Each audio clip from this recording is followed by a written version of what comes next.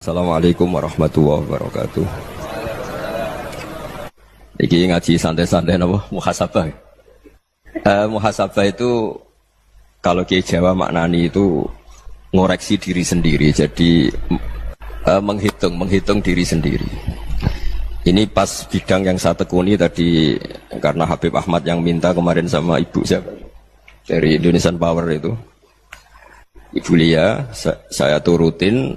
Sekaligus saya sambil belajar terus tentang muhasabah. Dalam konteks Indonesia, muhasabah itu sudah jadi perilaku ya. Karena dulu orang tua saya, guru-guru saya kalau ngandani itu, bayangkan kalau kamu jadi dia. Jadi misalnya kita mentang-mentang atasan, otoriter sama bawahan. Bayangkan kalau kamu jadi yang bawahan itu kayak apa? Laukun tamakanah, kalau orang Arab bilang, bayangkan kalau kamu di posisi dia. Makanya guyonannya orang-orang Indonesia itu kan orang ngaramkan judi gitu, bareng dikasih tahu. Tapi yang menang anak jenengan, alhamdulillah. Ternyata ngaramkan itu karena ada anaknya. Kalau anaknya yang menang ya seneng. Meskipun itu guyonan, tapi saya punya padanan itu dalam kitab Hikam. Nabi Ibrahim itu Khalilur Rahman, tentu bencinya minta ampun sama yang namanya maksiat. Suatu saat beliau diterbangkan di alam malakut. Itu kalau di Hikam saya halaman 15 juga. Saya masih ingat betul. Mungkin kalau Anda beda halaman karena beda cetakan. Setelah diterbangkan di alam malakut, diperlihatkan sama Allah. Ada orang pezina, ada orang syaribul khomri, ada orang mabuk, ada orang macam-macam. Allah tanya sama Nabi Ibrahim, bagaimana pendapat kamu Ibrahim tentang mereka yang maksiat? Kata Nabi Ibrahim, ya Allah, habisi saja mereka. Mereka hidup di bumi engkau, makan rezeki engkau, kemudian mereka tidak taat sama engkau. Singkat cerita, di fase itu, saya ulang lagi di fase itu, Allah nurutin. Sampai sekian peristiwa, mungkin 3 atau 4. Sudah, setelah sekian tahun, Nabi Ibrahim lupa peristiwa itu, kemudian beliau diminta menyembelih anaknya. Ini versi kitab Hikam. Memang versinya banyak tentang kenapa Nabi Ibrahim disuruh menyembelih anaknya. Ketika mau menyembelih anaknya, Nabi Ibrahim ragu. Huwa samratu fuadi. Anak saya ini buah hati saya, kenapa engkau suruh menyembelih? Terus kata Allah, apa kamu tidak ingat ketika kamu saya angkat di alam malakut, kemudian kamu usul bunuh-bunuh, saya tidak mempertimbangkan usul Anda, tapi kenapa sekarang saya merintahkan kamu mikir? Gitu. Terus, ya karena ini anak saya ya Allah. Terus kata Allah, rumang samu wong sing kon mateni gak gawean kau sing gawe kowe enak wae usul mateni. Jadi saya yang bikin kemudian Anda enak aja usul membunuh. Semenjak itu Nabi Ibrahim itu di eranya itu asfaqun nas, orang paling sayang sama manusia. Karena kadang kita keras itu ya kebetulan itu ndak anak kita, ndak keluarga kita. Cara orang Jawa itu kan gitu ya, kalau ada perempuan terus macak yang macam-macam pakai sepeda motor cowok terus wah itu luput suwuk semoga-moga gini, tapi setelah dikasih tahu niku ponakane jenengan semoga-moga selamat. Jadi jangan-jangan kemarin Pak Ahlil Ma'asi itu kebetulan itu tidak keluarga kita. Kalau keluarga kita yang pernah salah pada kita, semangat kita mintakan maaf. Jangan-jangan kita didikte hukum sosial gitu. Jadi orang yang salah kebetulan itu orang yang menservis kita, atau keluarga kita, atau orang dekat kita. Jangan-jangan semangat kita mintakan ampun. Jadi kalau sama orang lain, kebetulan musuh kita semangatnya minta itu kena azab. Nah ini yang nggak boleh dalam Islam. Islam mengajarkan niru Rasulullah SAW, Nabi itu rahmatal lil alamin. Bahkan kemarin saya ngaji virtual sama beberapa habaib. Ada Habib Ali Al-Jufri dari Mesir, ya. Ada Habib Alwi dari Kuitang, ada Habib Nabil Al-Musawa.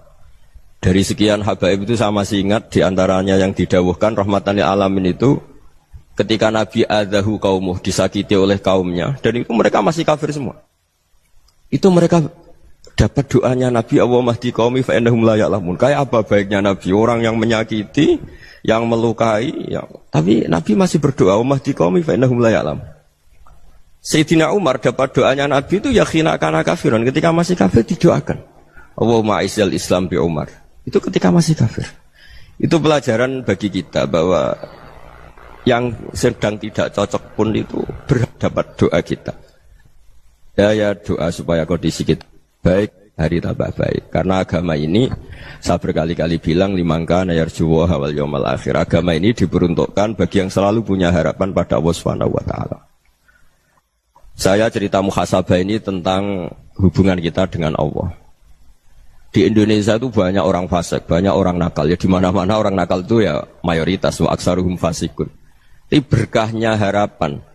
Saya kira nakal sok benda, mungkin saya kira sholat sok ben sholat, mungkin sekarang belum sakhok, belum dermawan, suatu saat dermawan.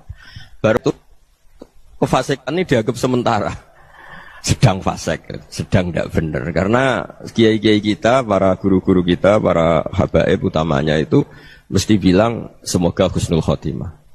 Nah barokahnya doa itu, semoga husnul khotimah itu menjadikan satu pola sosial.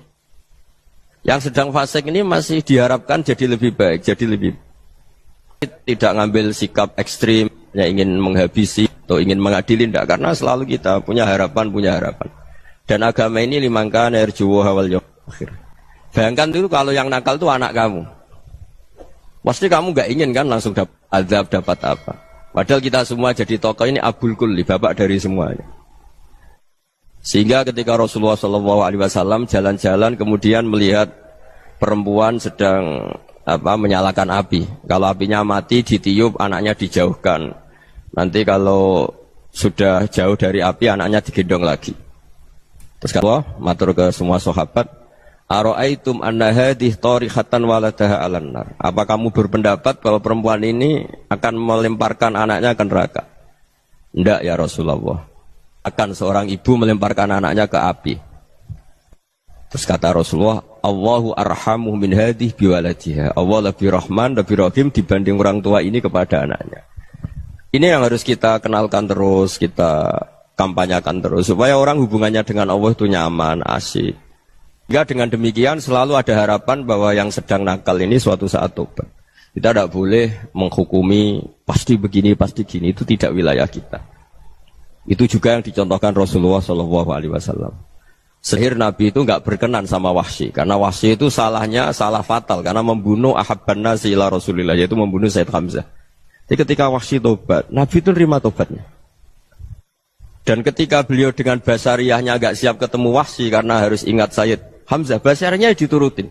Oke, kamu iman, saya turutin, tapi jangan sering ketemu saya. Karena kalau ketemu kamu, saya masih ingat sama paman saya, Sayyid Hamzah. Kita bisa ngelola seperti itu. Kita tidak cocok sama orang, bagaimanapun mereka umat Rasulullah SAW, kita tetap mencintai mereka. Misalnya kalau beda agama, mereka sama-sama orang Indonesia, kita mencintai mereka atas nama warga Indonesia. Tapi kalau misalnya potongannya ora cocok, beda kultur, bawaannya itu mangkel no coro Jawa, ya bisa diilmoni, jangan ketemu.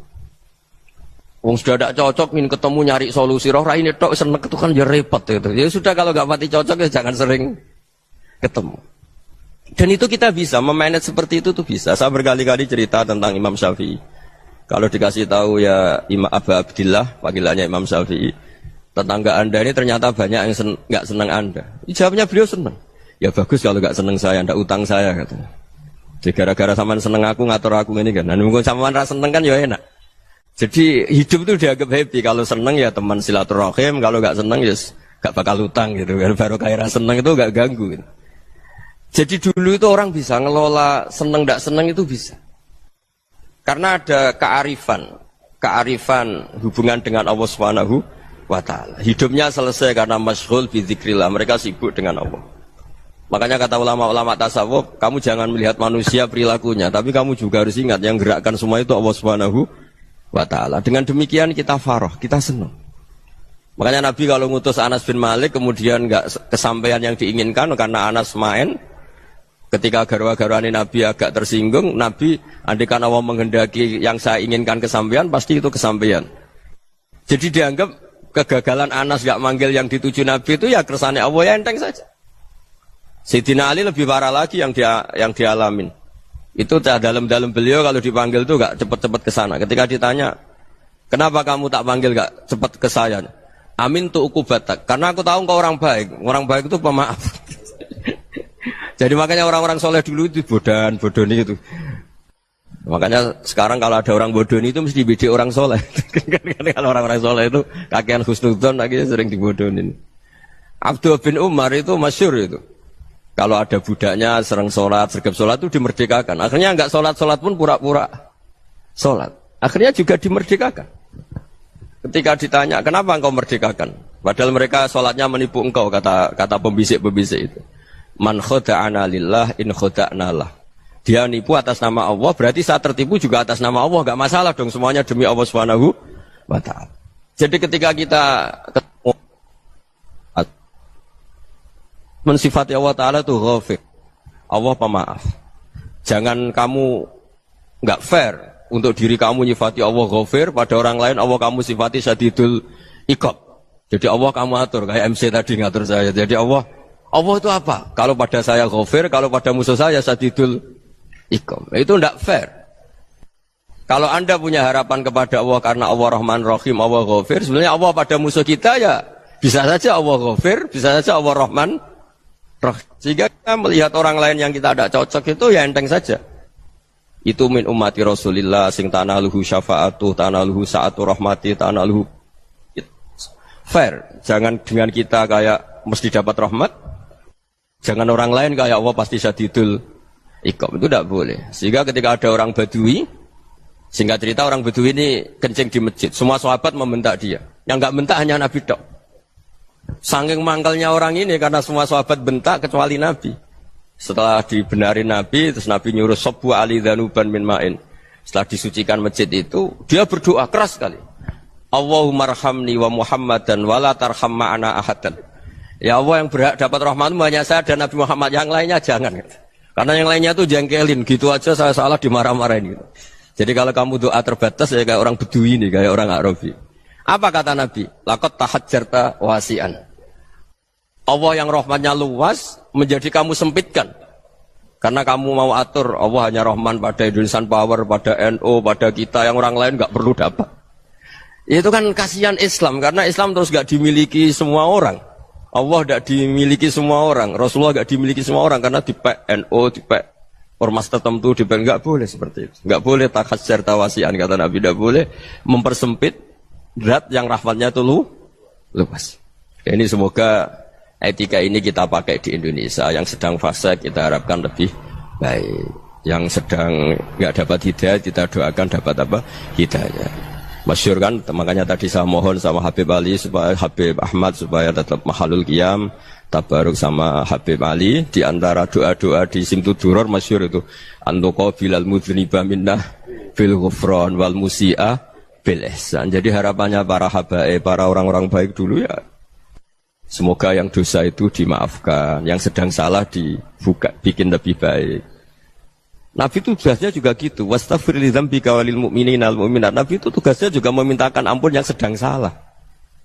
Nah ini cobalah jadi etika kita, muhasabah kita. Jadi muhasabah itu cara berpikir kita set, kita pikir ulang. Ternyata semangatnya seorang nabi itu wastaghfir li dzambika walil mu'minat. Semangatnya itu memintakan ampun. Orang ahli tafsir tahu semua kalau Nabi itu tidak mungkin dosa. Jadi itu khitabun Nabi wa urida bihi ummatu, itu khitab Nabi, tapi yang dimaksud itu umatnya, karena Nabi tidak akan mengalami dzambun, tidak akan mengalami dosa. Sekarang enggak, kadang-kadang kita ini kalau orang lain salah itu semangat. Kalau di perusahaan ada teman salah, apalagi pimpinan salah itu seneng. Barokahnya salah bisa ganti kan gitu. Ya, jadi kalau mungkin di dunia tokoh juga gitu, barokahnya ada tokoh salah, kita yang jadi populer sendiri, tidak boleh seperti itu. Kita harus salimus sodri ijami'il muslimin. Jadi ini harus dilatih. Saya tadi matur sama Habib Ahmad, latihan kita jadi hidup. Nabi itu kalau resep jadi wali itu kata Nabi gampang. Kata Nabi, kalau kamu ingin disenangin Allah, ya sudah. Kalau kamu asbahta wa amseta gini-gini, perasaan kamu, kata Nabi, jangan punya perasaan ghil sama orang muslimin. Itu sudah wadzalika min sunnati.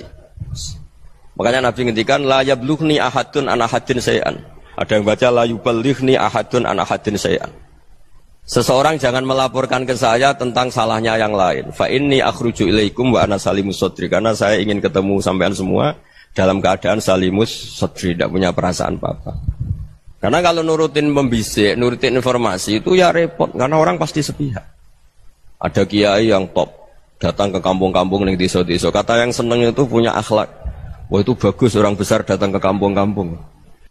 Kata yang enggak seneng, Oh itu jobnya kiai kecil kok diambil, itu kan ya kasihan itu kan sudut pandang. Makanya saya sering bilang akal kita ini cukup untuk mentasdik Rasulullah Shallallahu Alaihi Wasallam. Meskipun perasaan kita kadang orang Jawa itu beda. Saya berkali-kali bilang sama peneliti dari Jogja, kenapa sih Gus para nabi itu kok poligami istrinya banyak? Nabi Dawud katanya itu berapa? Nabi Sulaiman malah jumlahnya agak terbatas ini. Nabi Muhammad itu paling sedikit. Saya tanya gini, perempuan itu orang lemah, jadi kalau nolong orang satu gimana baik, kalau nolong orang dua ya lebih baik, ya sudah kira-kira seperti itu. Paling tidak akal kita masih tahu, kalau orang baik, itu kan mesti baik. Nolong orang satu baik, nolong orang dua ya lebih baik, nolong orang tiga lebih baik. Tapi kalau kamu orang nggak baik, satu saja kamu terlantarin, kamu miskinkan, kamu... Ya tinggal diukur kan, kalau orang baik, nambah baik. Tapi kalau orang buruk, tambah buruk. Nah itu akal. Akal kita bisa menganalisis kenapa sih nikah itu ada yang poligami, ada yang enggak. Sudah ukur saja diri kamu. Misalnya kayak saya elek keriting, rabi terus. Memperbanyak wong elek. Orang perilaku netok, raine dadi elek kabeh. Tapi nak kowe ku ganteng, alim, ganteng, sugih. Anake ganteng-ganteng, berhubung kowe saleh ahli swarga kabeh. Mertua yo bangga karena karir kamu meyakinkan. Ini mertua kamu aja gak bangga mau nambah. Ipar gak bangga, mertua gak bangga, desa kamu yang kamu wayai juga gak beda dengan Nabi ketika nikah Juwairiyah itu gak ada pernikahan sebarokah Nabi dengan Juwairiyah itu Azharu Rasulillah. Di situ habis perang banyak tawanan gara-gara jadi besanya Nabi langsung dibebaskan semua karena Azharu Rasulillah. Sekarang besanya Kanjeng Nabi. Dulu Abu Sufyan mangkelnya bukan main sama Nabi gara-gara putrinya dinikah terus langsung jadi. Kalau kamu kan enggak, nikah satu, nikah lagi, satu kampung musuh kamu karena istri pertama ya cemburu, yang kedua agak bangga. Wah itu selesai itu di dunia wal akhirah. Maksud saya, nganalisis Islam itu harus pakai akal. Dan akal yang dipakai, ini saya bawa ke kitab Ihya, adalah pikiran-pikiran para ulama. Makanya ketika Imam Ghazali ketika ditanya, fakaifa bi muslimin fasikin asawwaha fi jami'i amri. Kalau kayak ketemu orang fasik, orang Islam tapi fasik, perilakunya enggak ada yang benar. Kata Imam Ghazali jawabnya lucu, aneh. Ma min muslimin illa wa islamuhu ta'ah. Tidak ada orang Islam kecuali dia mau Islam, membenarkan Allah dan Rasul itu sudah taatnya dia. Kok kamu tidak bisa melihat taatnya dia? Dia pikirannya kan ini pemabuk, ini tukang apa. Tapi kata Imam Ghazali, sebenarnya kamu masih bisa berpikir positif. Ma min muslimin illa wa islamuhu ta'ah. Tidak ada seseorang Islam ketika dia milik Islam itu pasti ada taatnya, yaitu tasdik pada Allah dan tasdik kepada Rasulullah Shallallahu Alaihi Wasallam. Jadi dengan pola seperti itu, maka di antara guru-guru kita yang modern ya di era Mbah Maimun, di sini ada Habib Ahmad, Habib Salim, syair yang sering dibaca beliau adalah ada orang munajat sama Allah. Ini cerita munajat. Itu orang itu ngendikan gini, ana mutnibun, ana mukhtiun, ana asi, huwa rahimun, huwa ghafirun, huwa afi. Ya Allah, saya mukhti, saya orang yang salah. Ana mutnib, saya orang yang dosa. Ana asin, saya sering maksiat. Tapi engkau ya Allah, engkau ghafir, pemaaf. Engkau rahim, maha pengasih. Engkau afin, yang mudah memaafkan. Kata orang ini, ya agak kurang ajar, tapi saking senengnya sama Allah. Qobal tuhunna salasatan bisalasat. Ya gini saja ya Allah, sifat engkau diadu dengan sifat saya. Engkau Tuhan, Gusti, enggak boleh kalah katanya. Terus wasatah liban ausofu ausofi, dan engkau pasti pemenangnya gitu. Jadi ada orang rayu Allah dengan cara seperti itu ya ada ya. Saya ini manusia, salah saya banyak. Engkau ampunannya banyak. Engkau Tuhan, Gusti, enggak boleh ampunan Anda, ampunan engkau kalah dengan salah saya. Enggak boleh Tuhan kok kalah. Jadi untuk supaya orang punya harapan gitu. Banyak juga wali-wali yang jadab ketika datang ke makam Rasulullah SAW. Itu kalau dongo ya agak kacau sebetulnya, cara syariat agak kacau. Ya Allah, engkau punya dua pilihan. Jika engkau menjadikan saya soleh, surah habibu, yang senang kekasihmu, yaitu Rasulullah SAW. Tapi jika engkau menjadikan saya fasik, surah aduuk, yang senang itu setan. Monggo jenengan mau menyenangkan kekasih jenengan, mau menyenangkan musuh jenengan, monggo. Jenengan bebas kok memilih. Mestinya Allah ya senang menyenangkan kekasihnya. Jadi ya, intinya Allah dipaksa untuk menjadikan dia orang soleh gitu. Jadi kayak kemarin itu Pak Bu siapa yang kesini itu kuliah ke sini itu sama Habib Ahmad. Saya pertama nggak mau, lama-lama Habib Ahmad. Ini gimana Gus? Orang taunya saya dekat jenengan, kalau nggak kasil saya waduh. Ini kayak doanya wali yang tadi.